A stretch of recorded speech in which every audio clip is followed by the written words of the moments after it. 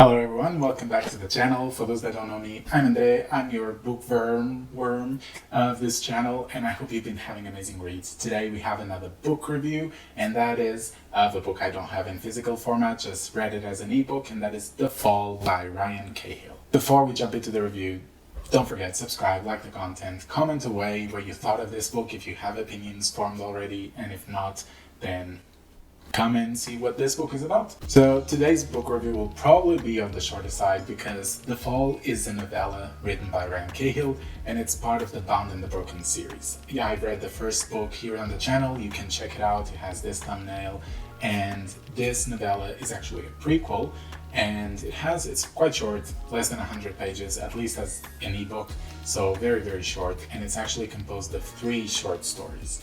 I'll go into more detail about that later, but just so you know, yeah, prequel, it's a novella. I recommend you read it either after the first book, or which is Of Blood and Fire, or maybe read it even before if you want to jump right into it. It might be a bit confusing, but who knows, maybe it's your preference to read it chronologically, but I'm just blabbering here. Let's move on. This novella was published in 2020, and on Goodreads, it has almost 4,000 ratings of the moment of recording of this book, as it was on 3,900 and something, so maybe by the time you're watching this video, it has surpassed that.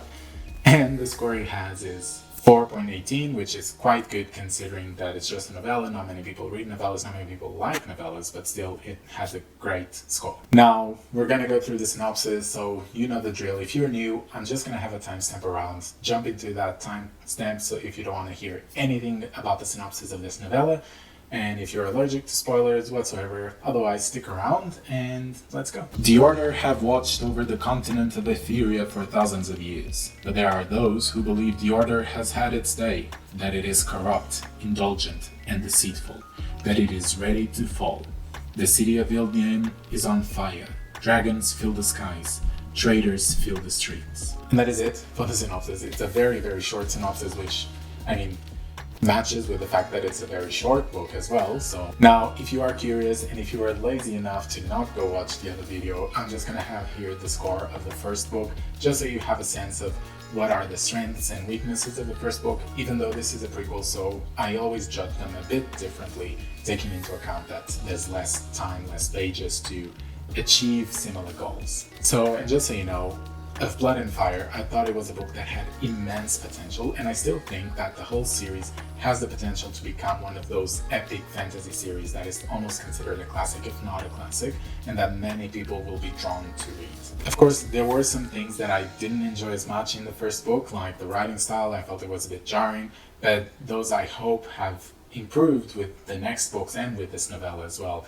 So let's see if it has indeed. Now, starting with our categories and starting with plot, this, as I said, this book or this novella was composed of 3 short stories. These 3 short stories are all happening in the same event, let's say, which happens hundreds of years before the events of Blood and Fire, the first book, and the 3 stories happen in different POVs. These POVs, I think, were quite important because they give us very different perspectives of this event that is happening, but at the same time, they allow us to explore the world in different ways. And I think the fact that we have 3 characters, even though they are always going through the same event, it allows the plot to move quite quickly and to still be fresh because we are viewing everything from a different perspective, and not necessarily the exact same events, but the same big event, so different points of this conflict that is happening. And also we need to consider that we know the ending of this prequel before we finish it, because in the end we know what this event is if you've read the first book and you know how it ends, so there is not that impact of unknown of what might happen. The stakes are not as high in that sense, but Ryan Cahill was able to still have a plot with stakes involved because the characters were in danger. You knew that not many survived this event, so you knew that things could happen to these characters. So yeah, even though the ending is predictable, the rest of the events that happened just before are unexpected and end up being quite good. Just don't expect great plot twists or big questions to be answered, because in the end this is a novella, and because of that there's not much space to let those mature and catch us off guard. So for plot, I'm gonna give it a 4 out of 5. Moving on to characters, one of my issues with the characters in the first book was that they felt a bit stereotypical or a bit superficial in terms of their personalities. And I think this issue was completely solved in this novella. Again, we don't have much time to actually attach ourselves to characters or develop a deep connection with them, but I think Ryan Cahill was able to write them well enough for me to, in the space of 30 pages, really want them to survive and want them to achieve their goals. So that was successful. And all these characters from the 3 different short stories, they were all quite different from each other. They didn't feel very similar. They all had different goals, different aspirations, different fears, and all of that played quite well for them in their plot to develop them, and also to develop the plot to make the plot move forward. So I think this was a great improvement compared with the first book. And this gives me a lot of hope, because I hope this will be the case also for the second book of this series, which is called Of Darkness and Light. So let's hope so. For this category, I'm going to give a 4 out of 5 too. As for world building, I was very surprised with this category for this novella. Starting with the magic systems, the world received a depth treatment that I didn't think would be possible for this series and for this novella, for a novella. We were able to get new magic systems, we were able to get the limitations and explanations of how they worked. They were able to answer questions from the first book that I didn't realize I had forgotten. And of course, we still got history, we still got culture, and all of this without having these info dumps built upon us while we're reading. So this was done very well, and I was very surprised by how much information I was able to absorb without feeling that I was being fed too much information. So good job. And I think it was a very nice play from Ryan Cahill, where in 100 pages he was able to explain a lot, but he was also able to leave a lot of questions unanswered, both about the magic systems, about the events in the city, about what happened and how things got to that place. Even though we got a lot explained, there were still a lot of questions that got raised after. So I think this category did a lot of heavy lifting for the whole series, not only for this novella, not only for the first book, but I think thanks to this book in specific, thanks to The Fall, the world building has been elevated quite a lot for me. So I'm gonna give it a 5 out of 5.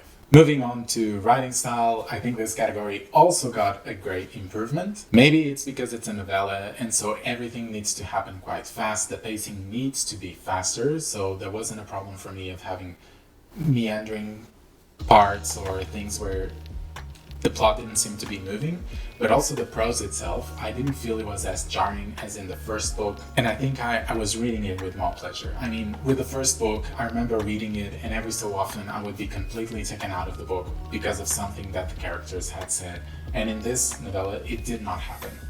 Okay, the novella only has 100 pages, the first book had a lot more, so there were more opportunities for that to happen, but still, I hope it's an improvement that has come to stay and that will stay in the next books, and therefore I think it will improve quite a lot throughout the series. So for this category, I'm going to give it a 4 out of 5, but I'm really considering, and I think in the next books, this category is quite possibly going to be a 5 out of 5. And finally, our last category, which is enjoyment. I enjoyed this book quite a lot, as you can tell. I was trying to read this book as much as I could, and whenever I would find some time to grab my Kindle, I would just grab it and start reading it because I was finding it quite engaging and not emotional, but exciting to read this book and see what was happening. I was quite surprised with the improvement that this novella had in comparison with the first book.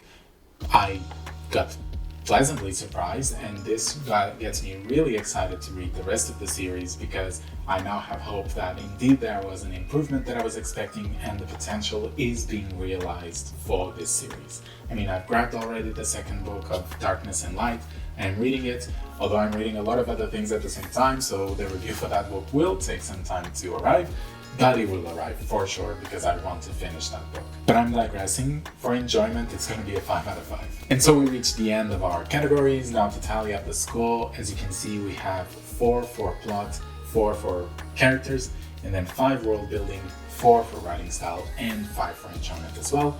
And that gives us a 4.4 out of 5. So as you can see, a huge increase from the first book to this novella. And okay, that they are slightly different. One is a novel, one is a novella. So we need to consider them differently, but still, I think it's proof that this series is about to improve a lot in the next books, and I cannot wait to read more. I just really hope that my predictions aren't wrong and I'm pumping myself up so much in this video, and then I reach on the next review and suddenly I'm like, this book is terrible. But no, let's hope it's good, and let's hope that I have tons of fun reading it as well. But for now, I want to hear from you. What do you think of this novella? Have you read it? If not, are you curious to now pick it up and read it? And if you have read it, comment down below what is your score. Do you like this one more than the first book, or vice versa? Let me know. And for the new subscribers, or for the new people around that haven't subscribed yet, subscribe, like the content, and join the community of bookworms, okay? Alright, see you soon. Adeus.